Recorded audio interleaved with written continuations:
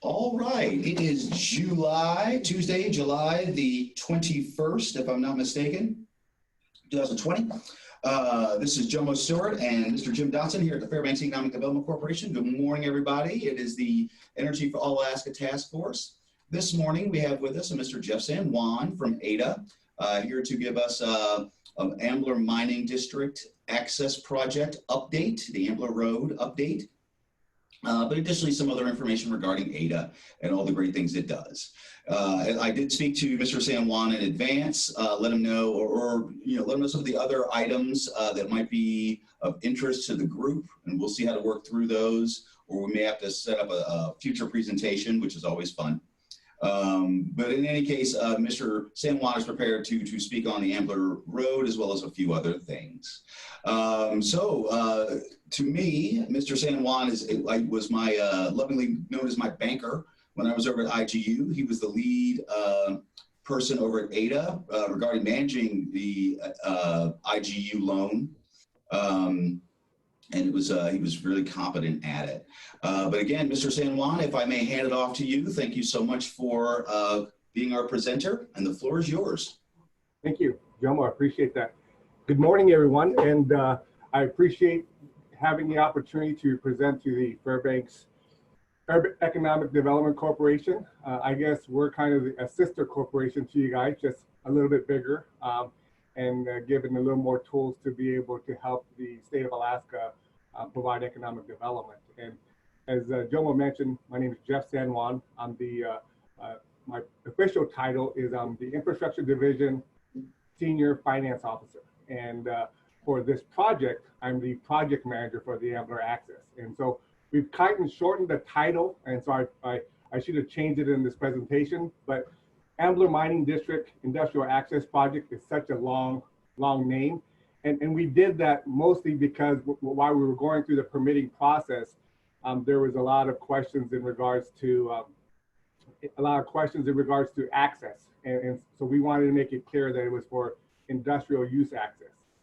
But with that, I'll share a little bit of my background. I've been in banking for pretty much close to 20 years now. And so as I was mentioning earlier, I've been with AIDEA for about 7 years, of which the division that I work for is actually oversees the Interior Energy Project. And that's where I'm the loan officer for the IGU loans that they have for the storage tank and the North Pole. And so I'm basically managing and monitoring that.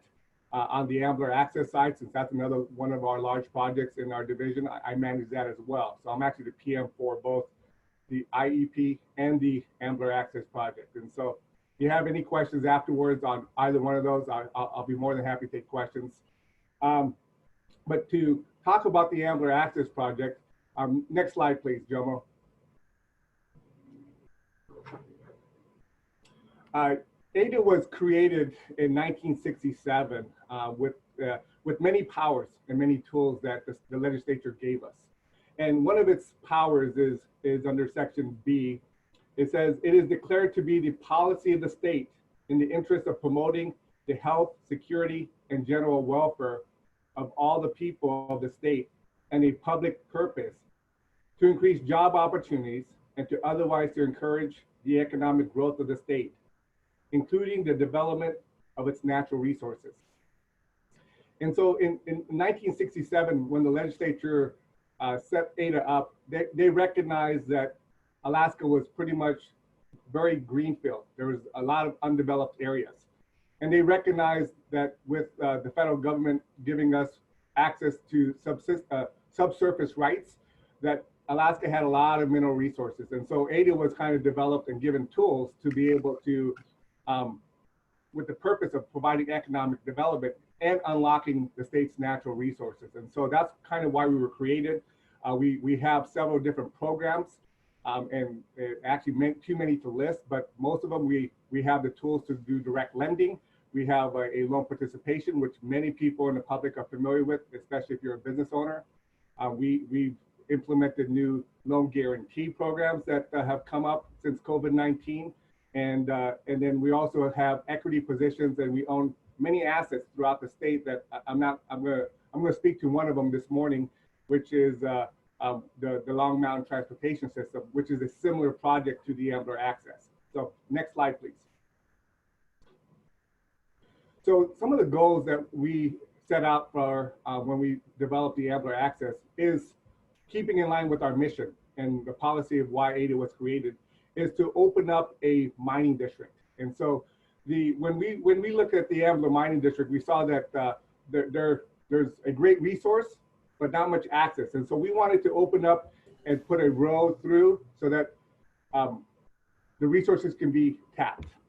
And so we wanted to support exploration and development of the mineral resources in the Ambler mining district, which in turn will promote economic development and job opportunities for Alaskans and for the region.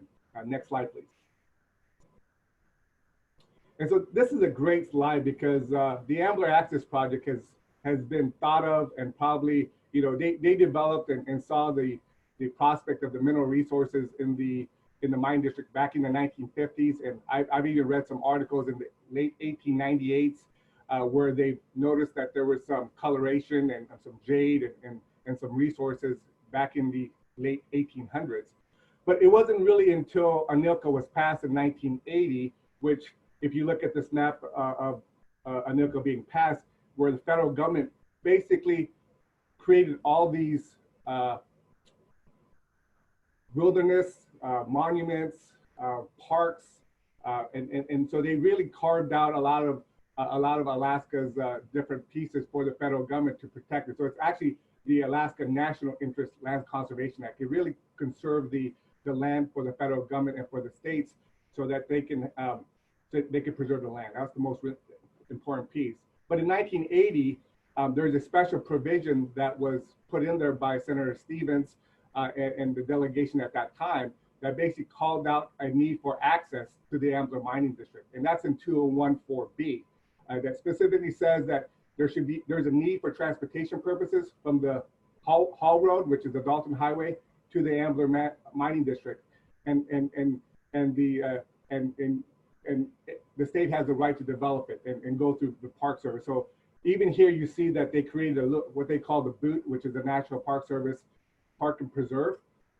It gave a specific language under that section that created the lands or the gates of the Arctic National Park and Preserve. It actually gave us language that says the state has the right to develop a road to the Ambler mining district. And so you see that after the law was passed in 1980, in 1981, DOT went to work and started to look at different routes on accessing the mining district. So they wasted no time after the passage of ANILCA to start looking at western routes, eastern routes, and so basically since 1981, Ambler Access has been, you know, we've been envisioning this, and we're getting close to not necessarily a construction piece, but we're getting through the permitting process at this time. But it's been a good 40 years since the state has been planning on developing this project. Next slide, please. And this is the proposed route that we have. It's approximately 211 miles of mile 161 of the Dalton Highway. It goes westward it doesn't cross any villages, but it goes through 5 landowners. As you can see, we go through BLM land at the beginning, and then some state land, then Doyon land, and then more state land, and then the National Park Service Park and Preserve land, and then state land, and then on the westernmost part, we land on NANA land as well. There is about 70 miles also of the Northwest Arctic Borough land that we have. And as you see here, the mining district is that red box. And most people know the mining district as those 4 stars that we have out there, which are 4 deposits that we have an NI 43101 resource deposit known. And that's Smucker, Bornite, Sun, and Arctic. And Arctic is the most advanced of the resources, advanced stage resource, I should say, from an exploration company. Next slide, please. This is kind of a highlight of that area. I named the 4, but there's also very promising other prospects here. As Trilogy, now Ambler Metals, with our partnership with South 32, has formed a partnership. They've started to drill Sunshine, and they're starting to see resources that are similar to that of Arctic. And so it just kind of shows that the district is 75 miles long, and there's a lot of resources that aren't quite known. We know there's many resources, but as access to the region becomes available, we think that people will truly understand more and do more drilling, which provides economic development for the state as well. Next slide. Actually, Jeff, if you don't mind, could we pause here for a moment? Oh, absolutely. Are there any questions? If anyone has any questions, if you would like to raise your hand, I can't actually see raising hands, but if you just want to take yourself off mute. While you think about it, Jeff, can you give us a feel for the kind of mineralization we see out in that area? Yes. So the most of the resources are copper. So they're copper, zinc. They've been able to find because cobalt and the need for cobalt in electric vehicle batteries and electronics have gone up. So they've now started categorizing cobalt as a resource that they can develop. They also have silver as well as gold. And so the prospect and the deposits there are, there's diversity in the resources. So it's actually a pretty good mix, because now when we developed Red Dog, it was only zinc and lead. So you were dependent upon the commodity prices of just two resources. And the resources here are quite diverse. So like I said, copper, zinc, they have copper, zinc, silver, cobalt, gold, and missing one other one that I can't remember, but for the most part, it has a diverse group, but the core is base metals with some precious metals. Okay, thank you. Are there any further questions at this juncture? Okay, seeing none, we'll proceed. And so AIDEA commissioned the Center for Economic Development at UAA with kind of looking at what the potential impacts of job creation are for the district. And, you know, they basically came out with their numbers and with about approximately 2,707 direct and indirect, direct jobs totaling 286 million a year in annual wages. That's just doing construction. So obviously when you're building a 211-mile road, we're going to have several crew members and several contractors. We're going to have the need for all the services of it's almost a little mini city when you're building a road out in the Arctic. And so we'll have to have man camps and support services for all the contractors. So they estimate about 2,777 jobs for the mines when they're constructing the actual mines itself. And the operations of those mines are about 495 direct jobs, right? And so if we can build access to the roads and open up the 4 mines that I mentioned earlier, that it could really provide a great economic development to the state. As far as what you see, Center of Economic Development reported for state revenues, they show about 1.3 billion in taxes for all 4 mines. And this doesn't include what AIDEA would have to earn for its rate of return on the project, as well as financing the project. So this is in addition to what the what AIDEA would make on the project. And so, next slide, please. Actually, Jeff, since we are on the money slide, yes, and mentioned state revenues, again, I'll offer one more moment if anyone has any questions, particularly legislative offices.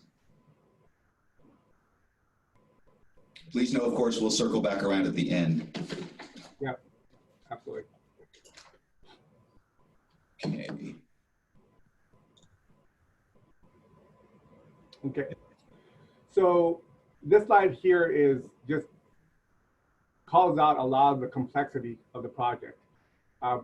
We're building 211 miles of greenfield, so it's new road. We will have approximately 29 bridge crossings. Possibly that number is actually may go up because we've committed that if there's some areas that would require a larger culvert to help preserve the passages of the fish, that we would put a small bridge instead. And so we're going to be refining these numbers as we start designing the project and start really getting doing some more detailed analysis on the roadbed itself. But we're going to need 12 million cubic feet of yard fill. There's at least 40 fish passage sites. We have caribou concerns on the western side because of the western Arctic caribou herd. We have moose concerns on the eastern portion, on the Dorian side. We're going to need a total of 26 permits and authorizations. We're currently going through right now of asking for 3 permit requirements and authorizations. So we've already received 1. So we have about 22 more permits and authorizations still to go. Those are all the federal laws that we are having to abide by. If you look, Jomo, I'm not sure if you're going to send this presentation out to the group, but I do have an acronym at the end so that you can look back and find out what these terms mean. And then we are crossing 5 different landowners. And so, and we're based upon ANILCA and NEPA requirements. So this is a pretty high level overview of the project. Any question on this one? Because this is mostly regarding the permitting process and the complexity of the access itself. Now, later in the presentation, you do have a pretty extensive slide of the process timeline. Sure. Yep. I'll go through that too. Sure. All right. Next slide, please. So one of the other components that we're installing and have requested a permit for the project are communication through the roadbed. And so, you know, we're not just strictly building a road. We're also installing fiber optic along the whole entire roadbed for 211 miles. And so we're basically going to be setting up a whole utility system with communication towers. And mostly this is mostly for the safety and security of the drivers of the road. It's for the most part, we estimate that we're going to keep it a single lane road until demand picks up. And so we're going to need communication on all vehicles. We want to track the vehicles. And so since 211 miles is a pretty long road, we want to make sure that communication is key. And so we'll definitely have a fiber optic, a maintenance station every 50 miles, because that's how long we need to have repeaters to basically boost up the signal to go down the line so that we can make it all the way to the end. But we are incorporating a communication system as part of our project proposal. Next slide.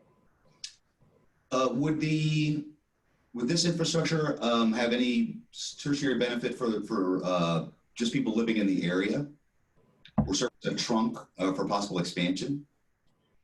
You know, I would say so. I know we're planning on putting fiber optics in there, and we're still, that's another kind of business case for AIDEA. We're going to be looking at all different options, because I know that we have 3 communities at the western end of this. We have Kobuk, Ambler, and Shugnak. Kobuk already has a road directly to that will probably be tied in directly to our road if our road gets built. And so I can imagine them trying to run fiber from their community to our infrastructure. And so I would say they would have not immediate access, but they can also put a tower there and do some kind of microwave to the community of Kobuk. But the answer is yes, the community could benefit from the telecommunications and fiber optics that we're putting in the road. Okay, I see that Representative Hopkins is unmuted. Do you have a question, Representative Hopkins? Yeah, thank you, Jomo. Much appreciated. Thank you, Jeff, for coming and talking to us. I have a number of friends here in Fairbanks who certainly are already feeling the economic development potential for sure. And it's apparent, especially if the mine never does go forward. In terms of the fiber optics and the access that people would have, I understand it's going to be a private road, so access won't be available to the public. Would it be available to the communities along the way? And is the fact that they might have access to the fiber optic cable in the future written anywhere down and have they had a voice in that process? Representative Hopkins, that's a great question. And I would say what we have told the federal agencies through the public process, and the public has provided input. We went to the federal agency alone conducted about 40 meetings with the different communities, getting stakeholder engagement and comments from the public. And one of the things we mentioned about our project is that it is a controlled access, meaning the public can go in and can go out. However, for commercial uses, like if you want to bring in a big food truck or supplies for building construction, or for delivering appliances, or bringing in goods and raw materials, then absolutely we'll provide a free permit that allows that they would have to use a qualified business to deliver the product, because we want to make sure that all the users of the road have the same training, same equipment, so they can communicate with the operator. But the communities on the west side will have access to resources. They just can't drive the road publicly for their own personal use.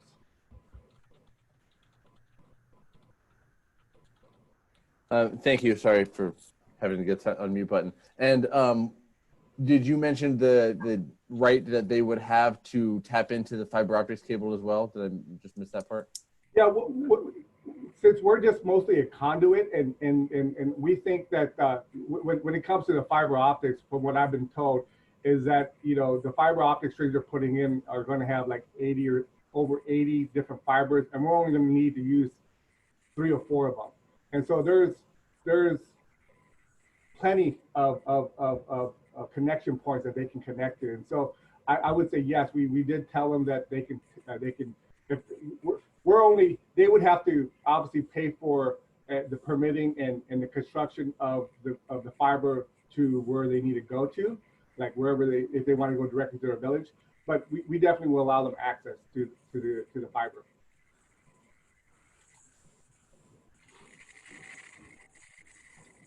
Thank you. Thank you.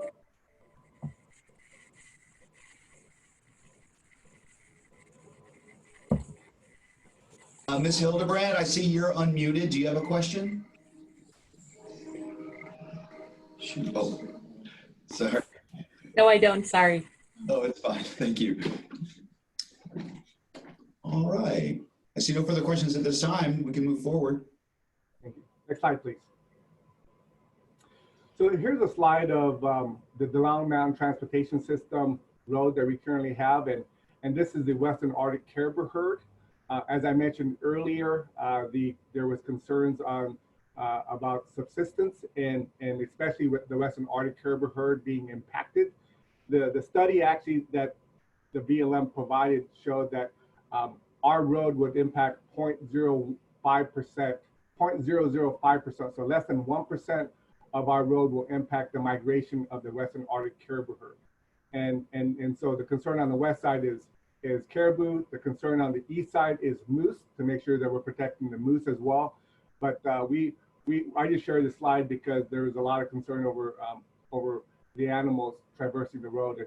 And with our project, we plan on working with and standing up a subsistence advisory committee that will provide input as to different places where they have known that animals or caribou or moose cross, so that they can provide us feedback as to providing maybe ramps or an overpass over different sections. And so we will be working closely with the subsistence advisory committee on the design of the road itself. Next slide, please. So since this project has been in the works, 2011, AIDEA and the state have conducted over 100 meetings in the different communities. And so we kind of slowed down a little bit during the permitting process to make sure that we weren't jeopardizing the permits of influencing communities on the project. And so, but now that we're wrapping up a record of decision from the Bureau of Land Management, we're hoping to start to get out to the different communities, and we've continued to meet with the borough, the Northwest Iowa Borough, TCC, the different communities, whoever community that wants us to come, we're always open to providing kind of, especially during this time, updates via teleconference or webinar. We're open to providing the public whatever information they would like to have on the project. But we're trying to ramp up our stakeholder engagement, especially once we get a record decision. So next slide, please. So here's a slide on the Denali Mountain Transportation System. This is the, whenever I go out to speak in the communities, I always mention the DMTS, so it's what we call it. And many people in the mining industry know exactly where Red Dog is. But Red Dog is, for most people, are not familiar where the actual mine is. So the mine itself is north of Kotzebue or northeast of Kotzebue. And our port, it's a 52-mile road and port facilities that we have in the Chukchi Sea. And so this is a season, it's an all-season road, but the port side stores the commodities every year. So during the winter, when the ice freezes in the Chukchi Sea, they only have a limited window to actually export the zinc that they've stored throughout the whole winter. And so this road was one of the first projects that AIDEA developed from a resource development side. And that's kind of the main reason why AIDEA has the powers and the mission that we have to help unlock the development of the natural resources that the state has. And so AIDEA owns this road. We have a next slide, please. I'm going into the details here. And so we get a lot of questions as to the nuts and bolts of the mechanism for our agreement with Tech and Cominco. And so these are kind of what we have in place. And so when AIDEA developed the project I think we financed it first in 1987 by issuing $103 million worth of revenue bonds. Tech, which is Tech now, but it was Cominco before, entered into a 50-year guarantee payment with AIDEA at a 6.5% rate of return. And so they committed to a long-term lease with AIDEA. And AIDEA used that agreement to basically finance the revenue bond. So the revenue bond holders got the waterfall of the first all the funds, and then anything left over went to AIDEA. And then in the mid 1990s, commodity prices fell, and the amount of ore that the Red Dog mine was producing was not feasible. And so they requested that we expand the port facilities to include a larger storage for the zinc, and also expand the loading facility capabilities of the port. And so in the mid 1990s, I want to say 94, we issued another $85 million worth of revenue bonds to be able, and that's what's called the supplemental minimum annual assessment, with the same terms as the minimum annual assessment that we had. And so that actually allowed the Red Dog zinc mine to cash flow and to start to developing their resources at lower prices, lower commodity prices. And so in addition to both the MAA and the SMAA, the operators also have to pay for the operations and maintenance of the road. And so that's in addition to what they have to pay for a lease. So it truly is a triple net lease that we have with the mining entity. Any questions on this? Actually, Jeff, if I may, just so I'm clear, so I've gone back to the topographical slide. AIDEA really does just own the road, with the mine and the portage being taken care of by other entities or another entity? AIDEA actually owns the road and the port. So we own the port itself. So the transportation. It is a transportation. It's a transportation. And so on the port side, there's also a man camp. There's storage bins. We also have fuel storage. So we have a few bulk fuel. I want to say we have like 9 diesel containers out there for bulk fuel. And so we have incinerator. It's pretty much a small community that resides on the port, and that place, ooh, I want to say has about 400 people working during the summer, because the barges are have to come in, and then they unload to larger ships because it's shallow in the Chukchi Sea. So it's a full-time operation during the summer once the ice breaks. In the large containers coming with the resources, they can dump it in. So, but AIDEA does own the road, the haul road, and the port site. All right, but all the processing of the minerals is taken care of by Tecumseh. That's correct. All right, and finally, for the Ambler Road, though, we're talking about just the road itself at this juncture. Correct, and the difference between DMTS is we're going to have access to different port facilities. So once you get on the road system, the mining companies can go to Port McKenzie, they can go to the Port of Alaska, they can go to Port of Seward, Port of Whittier. So they'll have options for basically loading up their ore concentrates. And so for this port, it's only ice free about 4 months out of the year. And so they needed the storage facilities they process the zinc year round, and they store it in these large, massive storage facilities by the port. And then they ship it out. They shape out what's the contents of the storage during the summer months. Okay, thank you. Are there any further questions? Okay, seeing none.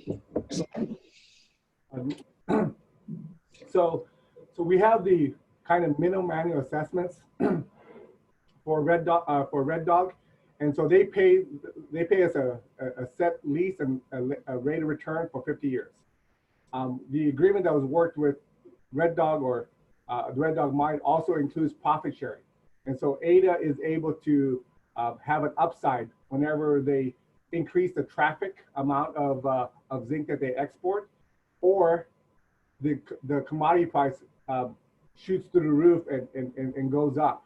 And so we have an escalator on the zinc price, and we get extra funds when they produce more mine and they ship more zinc. So we actually have a profit sharing component in our agreements with Red Dog. Okay. So Jeff, this is Jim. On the road itself, is that maintained by AIDEA or is it maintained by Red Dog? Our agreement is that AIDEA is responsible for maintaining it if there's more than one user, because a lot of our access roads are developed so that other mines can come in, and so we have the agreements laid out that if there's another user of the road that is not Red Dog, then AIDEA will operate and maintain it, and will just pass along the cost to Tech and the other operator. As of right now, since Tech and Red Dog are the only operators of the zinc mine up there, that they basically operate and maintain the road. And I see we have a question from Rep. LeBon. Thanks, Jomo, and thanks, Jeff, for your presentation thus far. You mentioned earlier that the Red Dog mine and the road that was built and financed through revenue bonds, are those revenue bonds all retired now? And what type of a cash flow does that road provide to AIDEA? Representative LeBron, great question. Yes, there were revenue bonds that we did issue, and as of this year, because I think AIDEA retired most of the bonds that we had in late 2019, and so as of right now, I'm not sure. I knew we were making about approximately 20 million on DMTS per year. That was kind of the going rate, and sometimes it went up based upon the profit sharing that I just discussed, whether it be traffic or the zinc prices. And so if the zinc prices and the traffic went up, we got an additional, $2 to maybe $5 million per biannually. So in some cases we can get up to $30 million, I think. Don't quote me on that, but I'm pretty sure that we've gotten an additional $5 million biannually of the profit share. Yeah. Thanks for that answer. And that was my understanding. And as a follow-up, the port improvements back in the middle 1990s, were those also financed through revenue bonds? And what's the status of those bonds? All bonds, the improvements were financed by bonds. And as of right now, AIDEA does not have any debt or any bonds outstanding for the DMTS. So both the improvements and the initial bonds have been retired. And maybe just follow up, last comment, then I'll get off. I had the opportunity to tour Red Dog Mine back in 1998, and a very impressive operation. We flew over the road that you're referencing, so I had a firsthand view of it, and boy, what a success. How important that mine is to the Northwest Borough and to Kotzebue and to villages around the Red Dog Mine. I mean, what an economic savior it is for the communities, and it's just been a success, not just to AIDEA, but to communities in the region as well. Thank you. I agree. Thank you for that, Juan. I would agree as well. I think seeing how, most of the revenue sources from the Northwest Art Borough are paid by the payment in lieu of taxes by Red Dog, it's pretty incredible.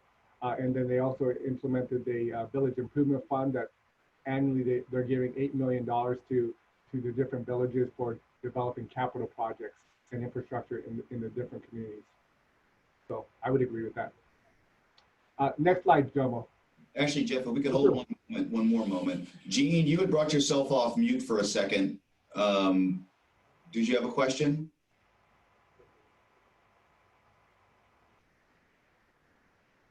Go ahead, Gene. Can't hear you, Gene. You better move on, Joe. Okay. We'll try again at the end there, Gene. So this slide is outlining kind of what our board of directors have approved this summer, June 27th. We have come to an agreement with Ambler Metals to pay for half of this field season.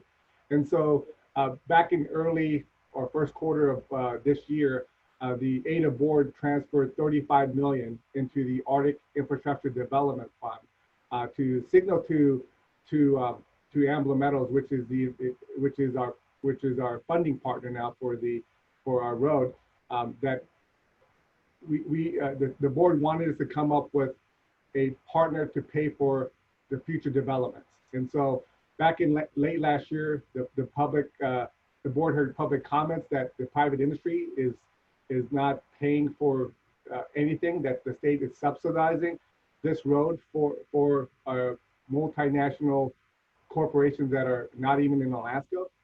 And so the board heard the request to have private funds come in to join us in this next round after we get a record decision. And we reached out to Ambler Metals, and Ambler Metals has tentatively agreed. We're still working out the final details, but they have agreed that they would fund up to $35 million of pre-development costs or pre-construction costs that we're looking at to get us to a guaranteed maximum price and get us to a financing package. And so the first stage of that was a 2020 season, in which case, we've set aside $1 million for the following items on the right, which is mostly just gathering data that we need for fulfilling our permits that we anticipate getting from BLM, the National Park Service, and from the Corps. And so we need to gather some LiDAR studies over the first 50 miles. One of the things we did before we submitted our application to the federal agencies back in 2015 was we reached out to the landowners, and Evansville Inc. is a major landowner in the vicinity of Meadows and Evansville. And they requested that AIDA not go through their lands. And so AIDA had to shift the road 50 the first 50 miles north of Meadows and Evansville. And so we're missing some data there that we need to collect this summer. And so that's what the plan is for this summer, is just to fly the route in late August, early September, so that we can collect the data that we don't have for the first 50 miles. And the other aspect is we have a programmatic agreement with Bureau of Land Management and the SHPO office on the cultural resources side that we are, Northern Land Use is creating a model on the cultural resources. And so this year, what they want to do is they want to fly the corridor and test their model to see if the model, how accurate their model is, because it was more of a desktop analysis. And so they're going to fly the corridor, and if they see kind of something that kind of looks different than what their model, they're planning on landing and taking a look, taking some pictures and just documenting what they find, and then basically flying throughout their whole through the way. And so they're planning on only landing on areas where they actually have prior approval. And so right now we have some landowners who doesn't want us to land on. We're not planning on landing on some landowners. And so, but that's for the most part, we're not doing any field season other than gathering data. As I mentioned earlier, we're going to continue our public outreach. And one of the new things we're going to be conducting in the next few weeks is starting to stand up our program manager. And so we plan on issuing a solicitation on our, actually we're planning on getting feedback on a scope of work for a program manager to help develop the project. And so that should be coming out here in the next, I want to say a couple of weeks, if not sooner. And that program manager is going to help be AIDA's representative in getting AIDA to where we're at now, to construction, and then closing out all of our permits. And so it's going to be one of our representatives that carries it. It's going to be more like a 10-year contract for somebody. Actually, probably going to be a group of contractors. So I'll stop right there because I've already talked about the Subsistence Advisory Committee, but any questions on what AIDA has been approved and funded for this 2020 season?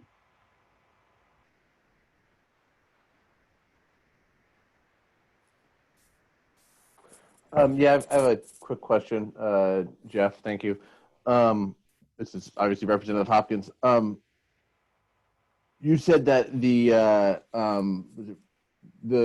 companies tentatively offered to pay $35 million for their half of this field season. Is that correct? And then what happens if they don't decide to pay $35 million for their half of the field season? Representative Hopkins, great question, and I apologize. I intermix kind of. We have two agreements, so I'll back up here. We have two agreements with Ambler Meadows at this point. We have a memorandum of understanding that calls out kind of how AIDA and Ambler Meadows will work together.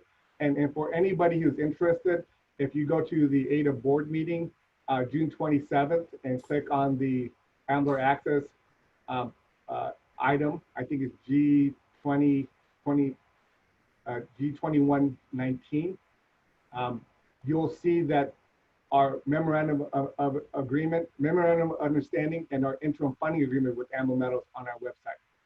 But let me just explain here further. So the memorandum of understanding with Ambler Meadows is a document that calls out that says Ambler Meadows is willing to pay for up to $35 million pending a full funding agreement. And so we have not, it's mostly just a MOU. It's not a commitment for them to share up to $35 million. It's discussion. And we're under negotiations with them right now about the full funding agreement, okay? And so I mentioned a full funding agreement because that's expected sometime later this year, sometime in November, December. As for this field season, we have entered into an interim funding agreement and the interim funding agreement is up to $1 million. And so they've offered to pay for $500,000 of that $1 million. And so $500,000 is coming from the Arctic Infrastructure Development Fund, and the other $500,000 is coming from Ambler Meadows as a reimbursement. And the mechanism of the contribution by Ambler Meadows is in a form of a credit. And so if we do decide to build the road and finance it, that whatever they put in will go in as a credit to their future toll payment. So it's set up that way as more of a contribution and as an advance payment on their future tolls. I hope that is more clear. It is a little bit. I appreciate that. So AIDEA is spending $35 million that was approved in the April board meeting. They're spending $35 million to fly the road and to do a bunch of LiDAR mapping. Is that correct with the 30 or so million? No, the only thing that was approved in July, I mean, actually, I'm sorry, that's not July 27th, June 27th. June 27th, the board approved a project budget for this year of $1 million. Right. I meant back in the April meeting, you said that there was back in March. 30 something. Yeah, March. Thank you. Yes. Back in March, all they did was just transfer $35 million into the Arctic Infrastructure Development Fund. That's it. They didn't sanction the Ambler Access as an infrastructure project. That's all they did. They just transferred money into the fund, and $35 million, because that was kind of what we estimated that the pre-development cost for the next few years would be approximately $70 million. And so the board put aside $35 million, which is half of that $70 million projected budget over the next 3 years, into the Arctic Infrastructure Development Fund to signal to any investors or partners that AIDEA was setting aside those funds. The $35 million has not been decided upon for the next couple of years. I would say that we're probably going to have a big meeting at the end of this year to be able to talk about next year's funding piece. But from my understanding is we're going to need to have a solid agreement with Ambler Metals and for them to kind of understand what AIDEA's rate of return is going to be, how they're going to pay for it, the credit, the structure. And so AIDEA's not planning on advancing more than the $500,000 that they did this summer without more confidence about the mine being developed and the prospects of Ambler Metals entering into a long-term agreement with AIDEA. And so I hope that answered your question, but the money was just moved from one of the accounts that AIDEA had into the Arctic Infrastructure Development Fund, but they didn't approve the whole $35 million to be spent on Ambler, on the Ambler project. Thank you. I appreciate that. I have one last question before I get off here. What was the need for that $30 million back in the March board meeting to be done so quickly at that time and waiving the notice period and expediting that? What was the necessity of having that money go forward so fast and not going through the public process at the time? Yeah, Representative Hopkins, that's a great question. And you know, I don't know if they really were. It wasn't like I don't think. Well, it wasn't a matter. It was more of just a natural transfer of funds that AIDEA does into its different accounts. So they weren't trying to spend it. I think it was mostly to try to signal to Ambler Metals that we were interested in showing kind of good faith that, you know, here's a portion that we've set aside. It's not to be spent without board approval, but so that we can enter into an agreement with Ambler Metals. So I think that was more of the optics. It wasn't committing AIDEA to anything. It didn't really authorize the staff or to go forward with any funds. In fact, that's why we had to have the June 27th meeting to draw upon $500,000 for the project. And so we actually, the money can't be spent without the board approval. And the board has signaled that we're going to have to get approval on a yearly basis for the preceding project year. And so that's kind of my understanding going forward is every year we're going to have to go to the board, and depending on what the project budget is for the following year, say it's $10 million, we would ask the board to give us $5 million of the 10 million and ask Ambler Metals to give us the other 5 million. And so it's mostly there as just signaling to our future potential partners that AIDEA has the funds available, but we would, we're also going to make sure that the board is doing their due diligence before they can actually commit the funds for a specific project, which this is the project we asked the board to approve this year, which was a $1 million project. Okay. Ms. Carroll? Hi, yes, thank you, Jeff. My name is Erica Carroll, and I just wanted to, if Jean wasn't able to ask their question, it was put up in the chat group, so if it's okay, I'd like to read it. It said, what is the status of discussions regarding permissions to cross private lands? I know, Jeff, you had said Evansville wouldn't allow it. I know I have read in the past Doyon has not approved it. So of the 5 private lands, could you give us an outlook on who has approved it, who hasn't, and what your steps are potentially to, if they don't approve it? Yeah, well, Carol, or through, Jean through Carol, thank you for that question. And the process that AIDEA has gone through this whole entire time was to try to get the federal permit, try to understand where the federal agencies would grant the permit. And so, because we knew that the EIS process has an alternative development side of it, analysis, we weren't quite sure whether our project was going to go west or east. And so before we actually entered into any agreements with any landowners, private landowners, it was kind of premature to kind of say that this is the road, this is the land we're going to get, and bypass kind of what the federal agency's process would be. And so it'd be kind of predetermining that this is the route. And so we don't actually have any land agreements with any private landowners, NANA, State, or Doyon for that matter. And so the whole thought process of AIDEA was to wait till we get a record of decision and the actual route determined by the federal agencies before we start approaching discussions with those private landowners. And so that is still AIDEA's intent at this point. We've been trying to communicate that that's the process that AIDEA has been thinking about through this whole entire journey because of the uncertainty that comes around with the permitting process.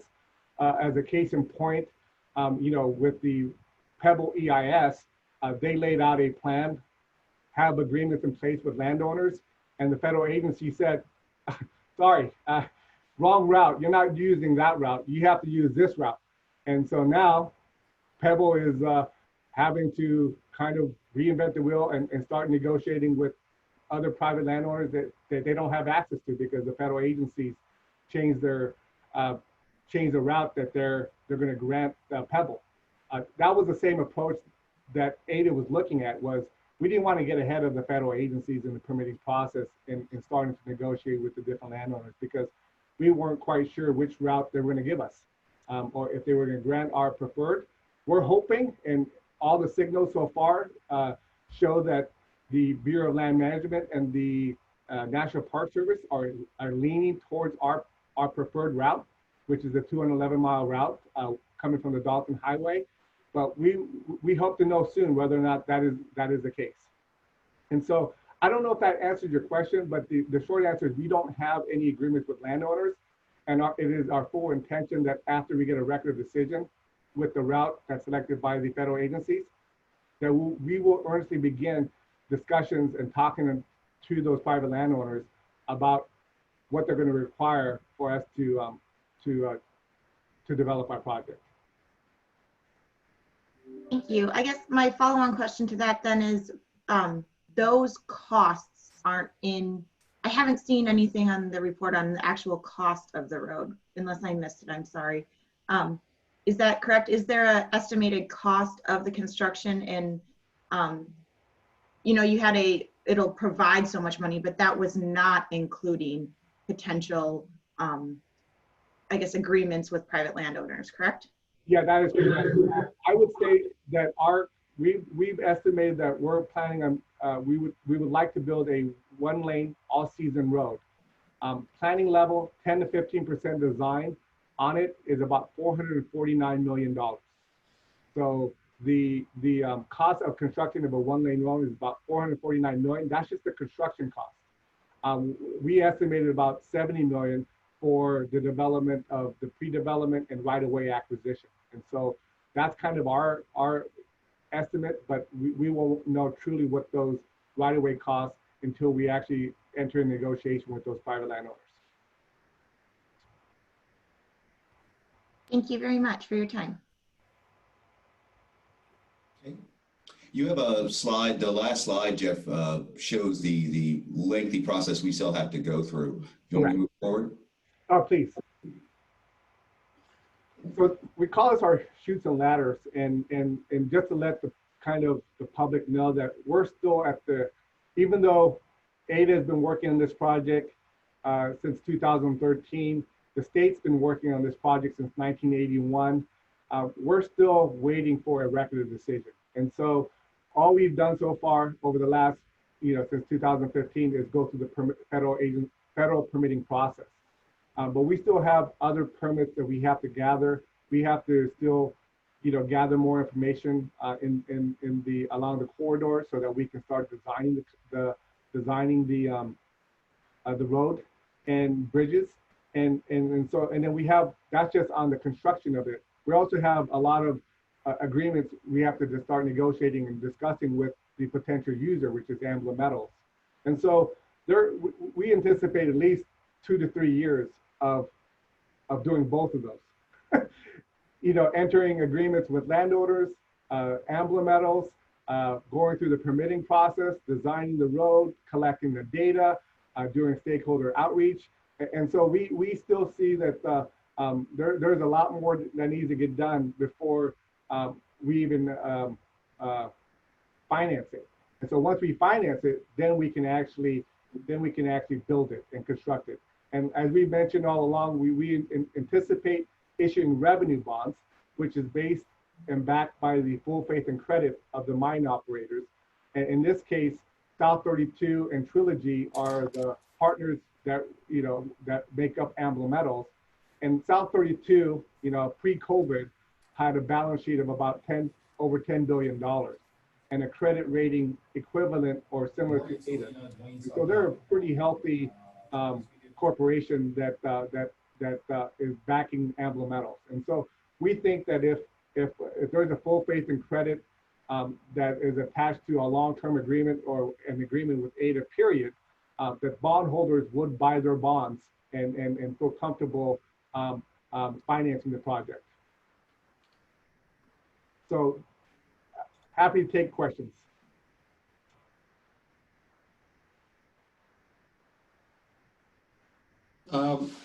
Couple questions. One, what's the distance of your alternative route? So the Bureau of Land Management had 3 alternatives. They had our preferred alternative, which is the 211 miles.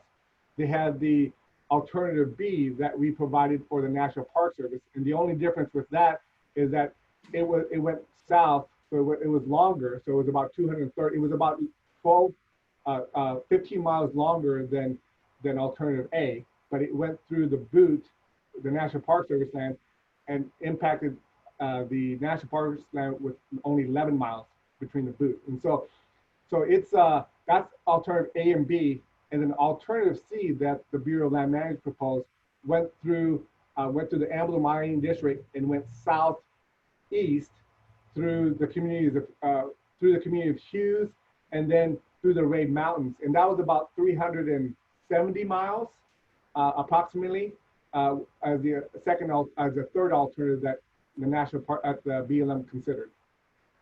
All right. And then I visited Red Dog in 2018, pretty extensive visit. in a presentation that we got while we were there, they were pretty excited at the time about opening up some new mineral resources to the northeast. Is that still in the works? I believe so, Jim. I think they're, you know, obviously they're still reaching out to the different communities and doing their stakeholder outreach. And that deposit that they found is actually on state land, and so that's probably a big win for Alaska if they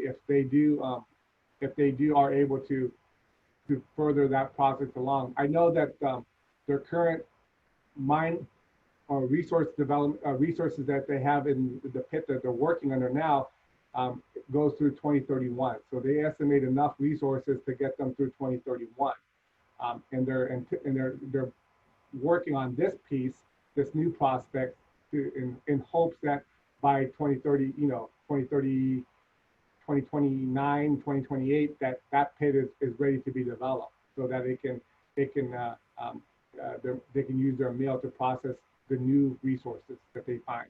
But I hear the same thing. They're pretty excited about it, but they're still trying to, you know, understand the resource by, you know, and I'm not sure if their drilling program this year was canceled or not due to COVID-19. But I know Ambler Metals canceled their drilling program this year because of COVID-19. So I'm not sure if they followed suit. Thank you, Jeff. Are there any further questions? Yeah, this is Lisa Barrow, if I may ask a couple of questions. One is somewhat a follow-up to Erica's questions about areas that from which you have not, or regions from which you have not yet got permission for crossing. And I was just curious about your response to it being you didn't know which alternative would be selected. Yet alternative C is unlikely to be selected. I mean, it may be, but I would guess that it's unlikely. And that alternatives A and B are identical except for the section through Gates of the Arctic. And so all of the communities and land ownership in question is identical. That and so I'm just curious as to if when $4.8 million has already been spent on this FEIS, according to the cover page of the FEIS, or not 4,800,000 and something $1,000. How you look at the costs now of waiting until after a decision is made to then start gaining permission from areas that may or may not grant it, given the strong in-region opposition to this road? Thanks. Yeah, Lisa, great question again. And I would say that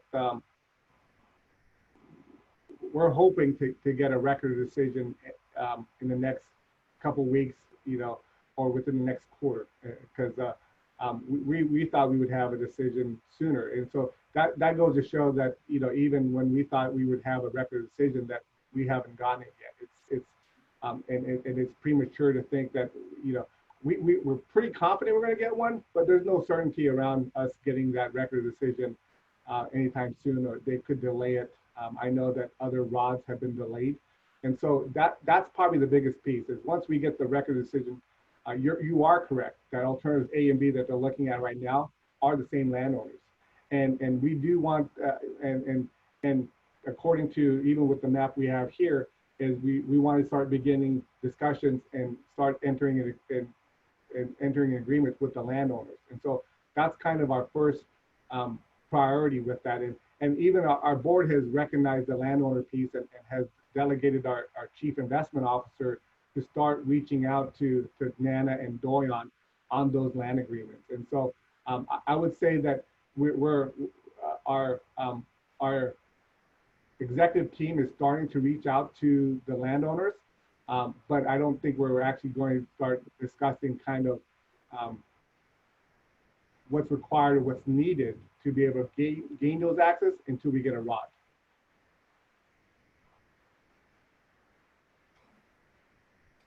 I see Mr. Cherio has brought himself off mute again. Do you want to give it a shot, Gene?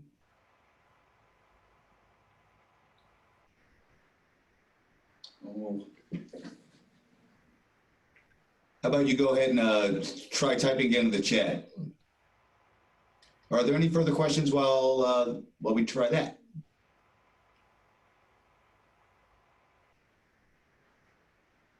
Okay. Well, Jeff, this was an excellent presentation.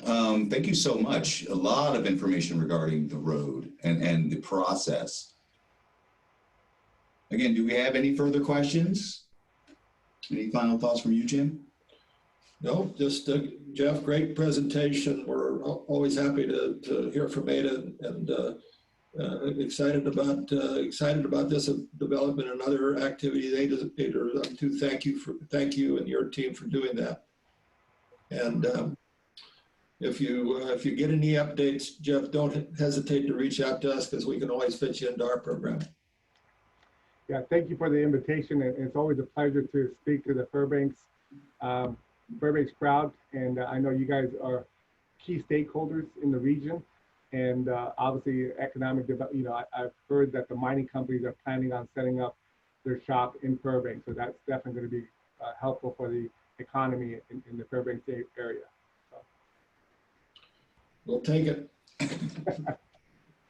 Yeah, so if you have any questions about anything else, I'll be more than happy. I don't know what time this thing ends, but I'm happy to stick around and answer any further questions.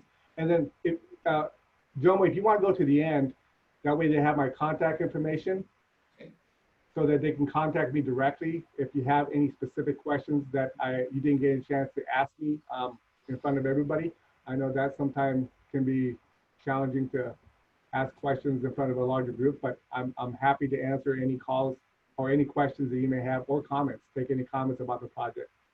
Jeff, you mentioned in your presentation that you didn't know whether or not we were going to send this out. We will send this out to all the participants.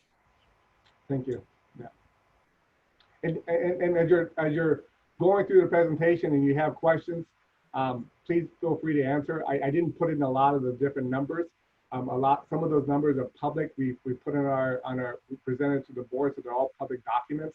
And the numbers really quite haven't changed since my December work session meeting with the board back in December 2019. And so the numbers I said today are still the same, because we haven't changed we haven't done additional design, and they're just planning level numbers. And so if you have any further questions, you know, obviously a lot of the data is probably stale, because we haven't spent much money to expand and refine the design and the budget and cost. Effort for a future phase. Yes, exactly.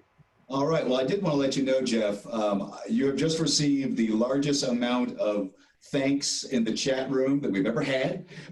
So yes, a big round of thank yous from the task force. For everyone who's online, just to let you know, we do have a meeting scheduled for next week. Next week, our guest will be Curtis Thayer, the executive director of the Alaska Energy Authority, to give us an AIDEA update and projects overview. And so with that, there's nothing else for the good of the order. Everyone have a great day. And again, Mr. San Juan, thank you so much. Really appreciate it. Thank you, guys. Have a great day. Bye. All right. Thanks, Jeff.